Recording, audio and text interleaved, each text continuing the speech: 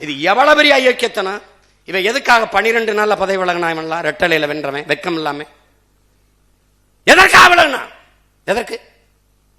அல்ல ஒருத்தர் சொராப்ல, ஐயா எசக்கி சுப்பையாங்கிற காந்தி நேரடி வாரிசு, அவர் சொராப்ல, அது நம்ம ஆளுங்கட்சியோட இருந்தாதான் மக்களுக்கு ஏதாவது நல்லது செய்ய முடியும்னு. எவ்வளவு பெரிய ஜனநாயகவாதிகள்.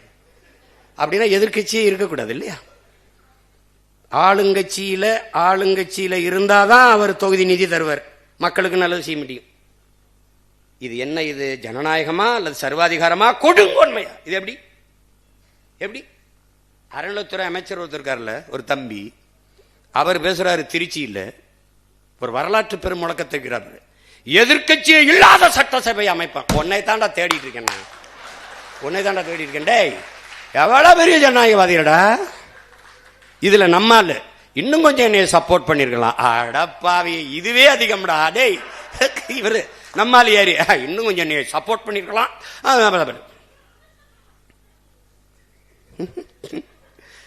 கொடுமடா. டேய், பொலிட்டிக்கல் டிசாஸ்டர் நடந்துருச்சு, அரசியல் பேரிடர்.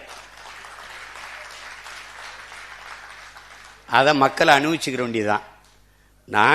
நம்ம நான் என் பிள்ளைகள்ட்ட சொல்லிட்டேன், பிசிக்கல் ஃபிட்னஸ் மென்டல் ஃபிட்னஸ் ரெண்டையும் பண்ணிட்டு இரு, களம் நமக்கு காத்திருக்கு, நீ தயாரா இரு. நமக்கான களம் நம்ம தயார் செய்ய வேண்டியதில்லை, அவர் தயார் செஞ்சு தருவாப்புல.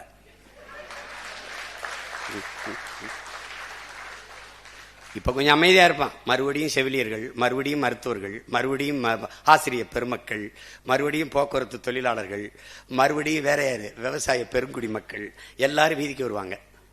நாம இங்க இருப்போம் நிம்மதியா படிச்சுக்கிட்டு, அப்படியா நல்லா இருக்க,